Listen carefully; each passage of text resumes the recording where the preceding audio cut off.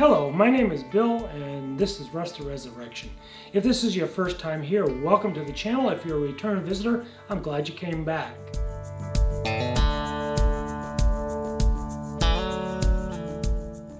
This is my new Jeep and automotive channel that I started a couple months ago, so if you would please consider subscribing to the channel so we can grow this thing and build it into something I know it can be. Now, I have a good friend of mine, Jeff Ford, who runs the YouTube channel Auto Restomod.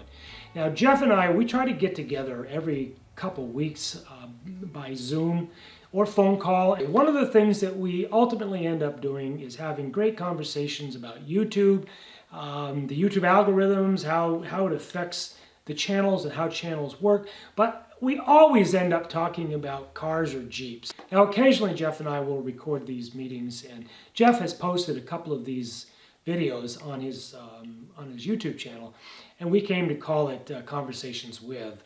And one of the last ones that we did, we talked about the philosophy of restoration and when a restoration has gone too far, and what are some of the options that you might want to take with restorations.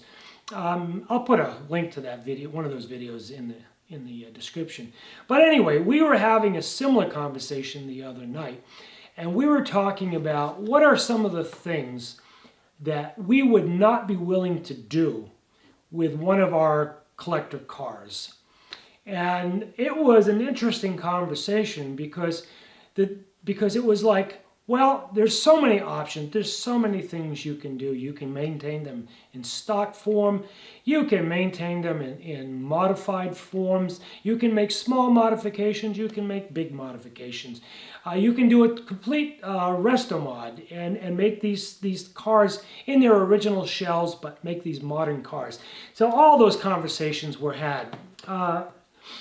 But what are the things that you wouldn't be willing to do? So when I left the conversation over the next few days, I got to thinking about it, and I thought, in my collection, what things would I be willing to do with some of the cars, and what wouldn't I be willing to do? Now, I am a big patina guy. I like cars in their original condition, in their original state. Even though it's fun or great to modify these things and to customize these things and to fully restore them, I'm that patina guy. I'm the guy that likes to look back at the history of something and look at what it has to tell. Now, some of you may be subscribers to my other channel, 6 Round Studio, where I do restorations on old firearms. And this is the same discussions that I have with myself when I talk about old firearms. How far do I want to take a restoration? How far is too far? Well, I'm thinking, what would I be willing to do to this 1943 Willys MB Jeep? This Jeep has been in my family since 1949. Now, we did a restoration on this here a few years back. The restoration tried to respect the originality of the Jeep as much as it could. There were things that just had to be replaced because that's what you end up doing sometimes in a restoration. But what I began to wonder, what Jeff and I began to wonder was, well, how many things would you not be willing to change? Well, I made a list. I made a list of 5 things that I wouldn't be willing to change. It actually ended up being closer to seven or 8 things that I wouldn't be willing to change. But I had to choose 5 of them. So over the next few minutes, I want to go over the top 5 things that I would not allow myself to modify or change on this 1943 Jeep. So, number 1, I will not ever paint this thing OD green. I just won't do it. Because when my dad bought this Jeep in '49, the Jeep was gray. Now, do we know if this was an original Navy Jeep or not? We don't know. We could make some assumptions. One of the things that I'm unwilling to do is to make this a war Jeep reproduction. This Jeep has spent more time in my family and in my family's care than it ever did when it was in the military. So I will not paint this thing OD green. It's going to stay gray. We reproduced the gray that was on the Jeep for all the years that my dad owned it. I'm going to leave it gray because from a nostalgia point, that gray means more to me than if I made this thing OD green. It's not going to be OD green. So number two, which follows along the lines of the number one, I'm never going to stencil this. We're not going to put military markings on it for the same reason. This Jeep has its history, or most of its history, post-war, and I'm not going to try and recreate something that I could imagine that would exist. It's just not who I am. I have zero objections to people recreating these military Jeeps. I'm a member of the Merrimack Valley Military Vehicle Collector Association. I'm all for what they do. That's not what I plan to do with this Jeep. So you will never see military markings or unit markings or stencils on this Jeep as long as I own it. Number three, this is a big one, and I hear this discussion all the time. Willys or Ford, MB or GPW. And the fact is, the reality is we believe that this is actually a war survivor. We believe as a 43, this Jeep got into a theater somewhere. We think that it was damaged significantly. And one of the reasons that we think this is it has a mix of parts, both Willys and Ford parts. You can find them mixed all over this vehicle. I am not going to get into the discussion which is better, Willys or Ford. This Jeep, even though it left the factory as a Willys, and I think of it as a Willys, it has plenty of Ford parts on it. And another reason that we think it may have been a war survivor is the engine on this Jeep is a 1944. We think this Jeep might have suffered some significant damage, or it got wrecked by some serviceman somewhere along the line, because the date on the block for this Jeep, this engine, is dated at 1944. So we're thinking, because it's an early Jeep and because of all the parts that are mixed and matched on this thing, that it is a war survivor, and we're not going to play with that. I'm not going to go searching for original MB parts and pulling the Ford parts off, because those Ford parts are a part of this Jeep's history. It's a part of the nostalgia. It's a part of what identifies this Jeep in history. I run into this same thing into the military arms collector groups. Take an M1 Garand.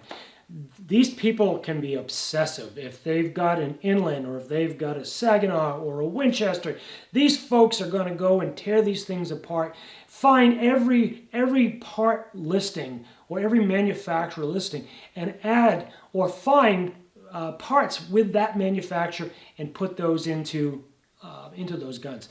Same thing. These guns went through depot. They went through the armories. They got rebuilt. It's part of the history. I like that. I respect that. So it's more interesting to me that story exists because these parts got changed out, that those Garand parts got changed out. I think that is the story, and I think that's what's part of the important legacy that these firearms and these Jeeps have left us. Number four, and this is another big debate and argument amongst some of these old Jeep drivers.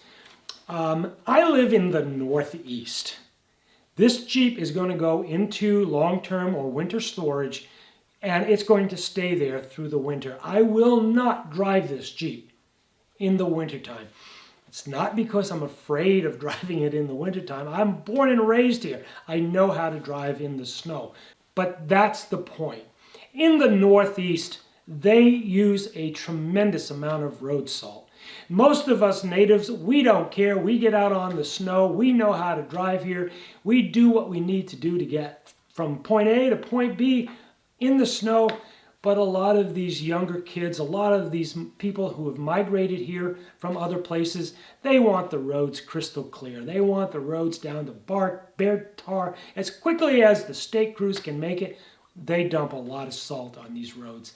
These old Jeeps, they don't like road salt. In fact, it is because of this road salt, it's because of the rust that we had to replace the tub on this Jeep.